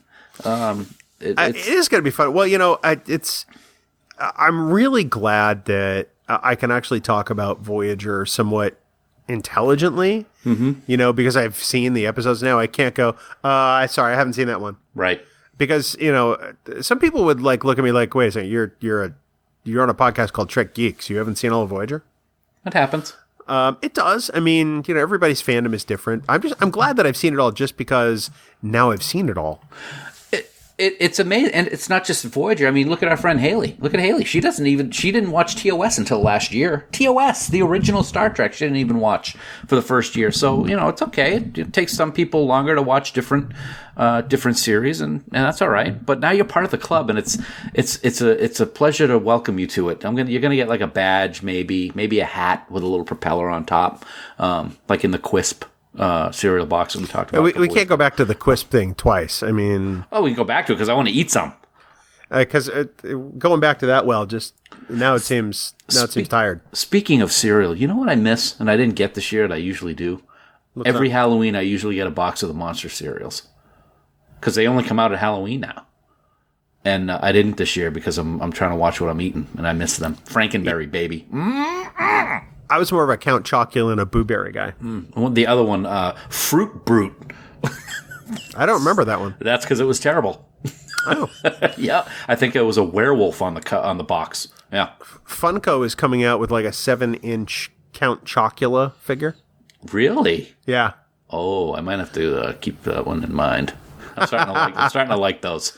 I didn't at first, but now I kind of dig them. My wife got me a couple of Ron Swanson ones from Parks and Recreation. Yeah. And since then, she is collecting all of the Office ones. Oh my goodness, that's pretty awesome. There's a box that we have. It's full of nothing but Office Funko Pops. That's great. Well, I got the I've got a couple of Star Trek ones that I've gotten. You got me one, and I got another one recently. But the Jaws ones are what really got me into it. The shark eating Quint. It's just fantastic. And I got Sue a nice display one this year for Halloween, and it's the Sanderson sisters from Hocus Pocus, which is something we both love. So that's sitting out on our table for the Halloween season, which will be packed away probably tomorrow. But yeah, those I when they first came out, I'm like, I really see nothing about these that I would ever like, and now I love them. I think it's because they've expanded the line so much and come up with so many deep cut things. So many, yeah, absolutely. They have special Office ones that are from a specific episode. Mm-hmm. There's this one character that in one of the Office Christmas episodes that Dwight puts on. I think it's in the 8th or 9th season, called Belschnickel, because they have a traditional Schrute family Christmas, and it's a hilarious episode. And they actually put out a Belschnickel Funko Pop. It's pretty amazing. They have one where Jim is dressed as Dwight, and it happens in the tease of the episode. And Jim is imitating Dwight just to throw Dwight off. It's they're talking about identity theft, and Jim takes it to the nth degree just to annoy Dwight. And they have a Funko Pop of Jim dressed as Dwight. That's pretty cool. Yeah, I appreciate that they've appealed to hardcore fans with some of these offerings, and I think it's fantastic. They have thousands of them. Yeah, I keep hoping for Discovery Funko Pops. I'd love to see a Saru one. Oh, that would be great. All right, Funko.com, if you're listening. CBS, if you're listening. Oh, that's true. Get that license. Yeah. Yeah. Absolutely. That would be Make pretty this cool. happen. Yeah, let's Separate me from more of my money, please. Yeah, because we need that. Yeah. I don't know. A Galt Funko. Wait a minute. Don't they already have a license? Because there are Star Trek ones. Well, all the Discovery stuff happened under a separate license, remember? Oh, and also, aren't yeah, okay. I was going to say, aren't they all the Funko ones for Star Trek from the movies, but they're not, so. Right. I have a Star Trek Beyond Spock, and you have Mirror Mirror Spock. I have Mirror Mirror Spock and Scotty from the original series. Right. Yeah. So cool. I think Beyond was the last set of Star Trek ones they did. But I know there's TOS ones. I think there's TNG ones. I'm not sure. I know that they're aptly named because they're fun. You are an idiot. It's a happy day. I hate you so much. Happy Days Funkos. Yeah. All right, Marion. Actually, you know what? You know who you would be on Happy Days? Who? You'd be Chuck. The brother? Yep. Wow. Because we'd see you once, and then we'd never see you again. I was going to say, he's a basketball happy. player who left, didn't he? Wow. Thanks a lot. I think you'd be Pinky Tuscadero. He's in the pilot, and you never see him again. They refer to him a couple of times, but never again. You'd be the shark. I would be Pinky Tuscadero because I would rock that look. You would. Mm-hmm. You'd be the clap on your thigh thing. Or was that leather? That was leather. Was that leather or pinky? That was leather. Okay. That was leather. All right. Susie Quattro. Yeah. Yes, absolutely. Cool. You'd be the shark that Fonzie jumps over, and then the series shuts down because it's stupid. That makes no sense. Exactly. Thank you. If I were a shark, I would just bite you like Quint. Yeah. Okay. Speaking of which, I've never seen Jaws, so. What? Wait a second. There are things that have happened on this podcast that you did not know about me and were surprised. That shocks me. I never had an interest. I never had an interest in doing a podcast yet. Look at us. We're doing episode 196. Well, it's the best decision I ever made for you. Speaking of Jaws, I have to give huge props to Lee Sargent. Because the other day he tweeted out, I don't know if I want to do a Jaws doodle or a Jurassic Park doodle. So I tweeted back to him the word Jaws about 150 times. And he did one. And it was gorgeous. And he goes, the original is still out there for as long as anybody wants, if somebody wants to grab it. I grabbed it. I'm getting a Jaws Lee Sargent doodle, and it's beautiful. I have seen a Jaws movie. I just haven't seen the original Jaws. It is my favorite movie of all time. The one Jaws movie I've seen was Jaws 3 in 3D. With Lou Gossett Jr. And Dennis Quaid. Yeah, very bad. Oh, at the time, because 3D movies were the thing. There was a fad back then in the 80s. And I went with my older sister and my brother-in-law. And we're going to go see Jaws 3. It's in 3D. It'll be cool. It's about a shark attack. I'm like, all right, cool. I had fun at the time, but interestingly enough, it didn't make me want to go back and watch the original or the sequel that actually is good. Yeah, Jaws 2 isn't bad. I'll tell you what, Jaws 3 was the best picture Oscar performance compared to the tripe of Jaws 4. Was that the one that was called The Revenge? Yeah. Now, the shark followed Michael Caine and the wife down to the Caribbean because, as the tagline said, this time it's personal. So wait, The Revenge was the shark's revenge? Yeah. That's how I take it. It followed them down. And the climax of the movie, Michael Caine's plane crashed into the water and they were kind of sitting on the surface as they were fighting the shark. Now, correct me if I'm wrong. Michael Caine is not in any of the other Jaws movies. No. But in 4, if I remember correctly, I haven't seen it so long because it's so horrible, as much as Brandon might disagree with me. Chief Brody has passed away. So she is a widow and meets him. Yeah. Oh, so he's getting on with Chief Brody's wife. Yeah. Because he's not in 3 either. No, he's not. Yeah, he's not in 3 either. The kids are in 3. Right. One of the kids is like the runner of the SeaWorld mock-off. And in Jaws 4, I think there's one, if not both of the kids also. So, and the mother. It's just horrendously bad. So allegedly they killed the shark every time. How can this shark know revenge if the other 3 sharks are dead? If I understand correctly, the shark in Jaws 4 found the journal from the shark in Jaws 1 and always wanted to become like the next Darth Vader type shark. So yeah. You're an idiot. Are you ready to do this? I am ready. Wow, this is a fun outtake today. I can't deal with you. Just read the copy. What comes next?